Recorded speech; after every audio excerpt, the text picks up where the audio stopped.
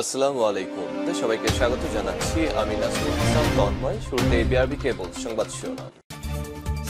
বাংলাদেশের সর্বশেষ গুরুত্বপূর্ণ আপডেট সংবাদে আপনাকে স্বাগত। শুরুতেই সংবাদ শিরোনাম, পরে বিস্তারিত। শুরুতেই জানাবো, রোম থেকে আসা বিমানের ফ্লাইটে বোমা পাওয়া যায়নি বিমানবন্দর কর্তৃপক্ষ।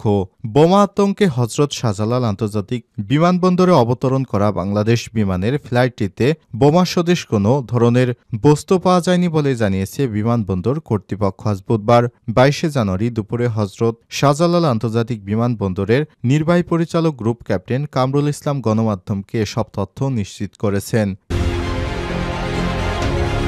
এরপর জানাবো, এবার রমনায় সড়ক অবরোধ, মালয়েশিয়া যেতে না পারা কর্মীদের। রাজধানীর কারণ বাজারের পর এবার রমনায় প্রবাসী কল্যাণ ভবনের সামনে সড়ক অবরোধ করেছে মালয়েশিয়ায় যেতে না পারা কর্মীরা। আজ 22 জানুয়ারি দুপুর 12টার দিকে প্রবাসী কল্যাণ ভবনের সামনে সড়কে অবস্থান নিয়ে বিক্ষোভে নামেন তারা। এদিকে নির্বাচনের মাধ্যমে জনগণের হাতে ক্ষমতা ফিরিয়ে দেওয়া জরুরি বললেন নজরুল ইসলাম খান। সংস্কার করতে এই বছরের বেশি সময় লাগার কথা নয়, সুষ্ঠু নির্বাচনের মাধ্যমে জনগণের হাতে ক্ষমতা ফিরিয়ে দেওয়া জরুরি বলে জানিয়েছে বাংলাদেশ জাতীয়তাবাদী দল বিএনপির স্থায়ী কমিটির সদস্য নজরুল ইসলাম খান। এবারে জানাবো, ঢাবিতে আওয়ামী লীগ আমলে শিক্ষক নিয়োগে অনিয়ম খুঁজতে সাদা দলের কমিটি। ঢাকা বিশ্ববিদ্যালয়ে ঢাবি আওয়ামী লীগের 15 বছরের শাসন আমলে শিক্ষক নিয়োগ অনিয়ম, দুর্নীতি এবং বৈষম্যের শিকার হওয়া শিক্ষকদের তথ্য সংগ্রহে একটি কমিটি গঠন করেছে বিএনপিপন্থী শিক্ষকদের সংগঠন সাদা দল। এই কমিটিকে আগামী 1 মাসের মধ্যে প্রতিবেদন জমা দিতে বলা হয়েছে। এদিকে সমন্বয়ক শহীদের উপর দুর্বৃত্তদের হামলা। বৈষম্যবিরোধী ছাত্র আন্দোলন রাজশাহী বিশ্ববিদ্যালয়ে রাবির অন্যতম সমন্বয়ক নুরুল ইসলাম শহীদ দুর্বৃত্তদের হামলার শিকার হয়েছেন। মঙ্গলবার 21 জানুয়ারি রাত 11টার দিকে নগরের হেতেমখা এলাকায় এই হামলার শিকার হন তিনি। আহত শহীদ রাজশাহী বিশ্ববিদ্যালয়ের গ্রুপ সায়েন্স অ্যান্ড টেকনোলজি বিভাগ 2020-21 বর্ষের শিক্ষার্থী। এ বিষয়ে জানতে বোয়ালিয়া মডেল থানার ভারপ্রাপ্ত কর্মকর্তা ওসি মোহাম্মদ মেহেদি মাসুদের মুঠোফোন নম্বরে একাধিকবার যোগাযোগ করার চেষ্টা করলেও তিনি কল রিসিভ করেননি। এবং সর্বশেষ জানাবো, ট্রাম্পের অন্য দেশের উপর শুল্ক আরোপের সুবিধা নিতে চায় বাংলাদেশ।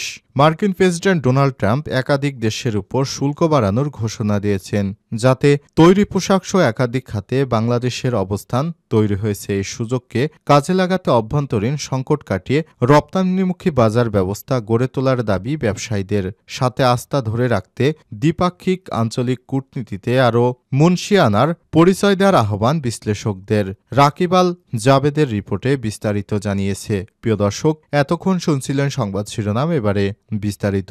তবে তার আগে বন্ধুরা, অনুরোধ থাকবে সংবাদটিতে একটি লাইক দিন। এই চ্যানেলে আপনি নতুন হয়ে থাকলে আমাদের সংবাদটি দেখতে দেখতে চ্যানেলটি সাবস্ক্রাইব করে রাখুন। কমেন্ট করে আপনার মূল্যবান মতামত জানিয়ে দিন আপনি বিশ্বের কোন দেশ থেকে বা বাংলাদেশের কোন স্থান থেকে আমাদের সংবাদটি দেখছেন এবং শুনছেন। এবারে বিস্তারিত।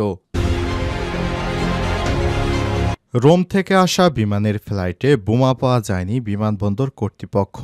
বোমা আতঙ্কে হজরত শাহজালাল আন্তর্জাতিক বিমানবন্দরে অবতরণ করা বাংলাদেশ বিমানের ফ্লাইটটিতে বোমা সদৃশ কোনো বস্তু পাওয়া যায়নি বলে জানিয়েছে বিমানবন্দর কর্তৃপক্ষ। বুধবার 22 জানুয়ারি দুপুরে হজরত শাহজালাল আন্তর্জাতিক বিমানবন্দরের নির্বাহী পরিচালক গ্রুপ ক্যাপ্টেন কামরুল ইসলাম গণমাধ্যমকে বিষয়টি নিশ্চিত করেছেন।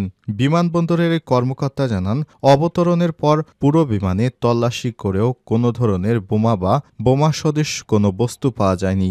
যাত্রীদের সব ব্যাগেও পরীক্ষা করা হয়েছে, কোথাও কোনো ধরনের বিস্ফোরক দ্রব্য পাওয়া যায়নি। এর আগে বুধবার ইতালির রোম থেকে ঢাকায় ফিরে আসা বিমান বাংলাদেশ এয়ারলাইন্সের একটি ফ্লাইটে বোমা রয়েছে এমন আতঙ্কে হজরত শাহজালাল আন্তর্জাতিক বিমানবন্দরে সতর্কতা জারি করা হয়। বিমান বাংলাদেশের বিজি 356 নম্বর ফ্লাইটে বোমা থাকার আতঙ্কে সতর্কতা জারি করা হয়েছিল। জানা যায়, এয়ারপোর্টে এএসপি আব্দুল হান্নান রনির ফোনে পাকিস্তানের একটি নম্বর থেকে হোয়াটসঅ্যাপে ফোন আসে। সেখানে বলা হয়, বিমানের ওই ফ্লাইটটিতে 34 কেজি বিস্ফোরক রয়েছে। এই ভিত্তিতে রোম রোম থেকে আসা ফ্লাইটে অবতরণের সময় বাড়তি সতর্কতা নেওয়া হয়।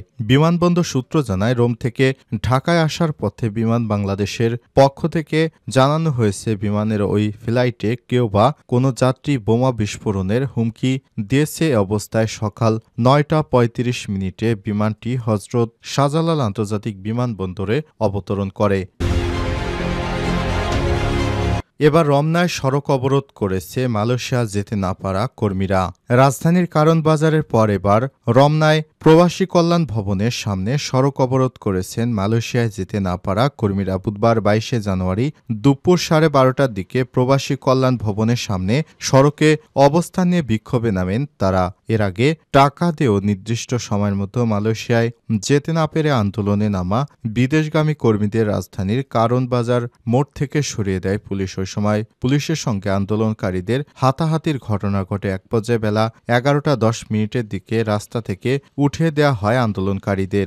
গত ৩১শে মে কলিং ভিসায় মালয়েশিয়া যেতে না পারা ১৮,০০০ কর্মীদের মহাসমাবেশ ও অবস্থান কর্মসূচি শীর্ষক ব্যানারে বুধবার সকাল থেকেই কারণ বাজারে সড়কের উপর অবস্থান করেন মালয়েশিয়া যেতে না পারা কর্মীরা। এতে মূলত সড়কের উভয় পাশে দীর্ঘ যানজটের সৃষ্টি হয়। এ সময় আন্দোলনকারীদের বিভিন্ন ধরনের স্লোগান দিতে দেখা যায়। আন্দোলনকারীদের দাবি, এখনও রিক্রুটিং এজেন্টদের কাছ থেকে তারা অর্থ ফেরত পাননি, তাই অর্থ ফেরত সহ বিভিন্ন দাবিতে বুধবার সকাল থেকে রাজধানীর কারণ বাজার এলাকায় অবস্থান নেন তারা। অবরোধকালীন সময় একজন বলেন, ৫ লক্ষ টাকা দিয়েও আমরা মালয়েশিয়া যেতে পারিনি। বর্তমানে ঋণ করে চলছি, পরিবার নিয়ে খুব কষ্টের মধ্যে আছি। জানুয়ারির মধ্যে আমাদের মালয়েশিয়া যাওয়ার ব্যবস্থা করতে হবে। বিষয়টি নিয়ে প্রধান উপদেষ্টা ড. মোহাম্মদ ইউনূসের সঙ্গেও সাক্ষাতের দাবি জানান তিনি। নির্বাচনের মাধ্যমে জনগণের হাতে ক্ষমতা ফিরিয়ে দেওয়া জরুরি নজরুল ইসলাম। সংস্কার করতে এই বছরের বেশি সময় লাগার কথা নয়। সুষ্ঠু নির্বাচনের মাধ্যমে জনগণের হাতে ক্ষমতা ফিরিয়ে দেওয়া জরুরি বলে জানিয়েছেন বাংলাদেশ জাতীয়তাবাদী দল বিএনপির স্থায়ী কমিটির সদস্য নজরুল ইসলাম খান। বুধবার ২২শে জানুয়ারি গুলশানে দলের চেয়ারপারসনের অফিসে খেলাফত মজলিসের সঙ্গে মতবিনিময় সভা শেষে সব কথা জানান তিনি।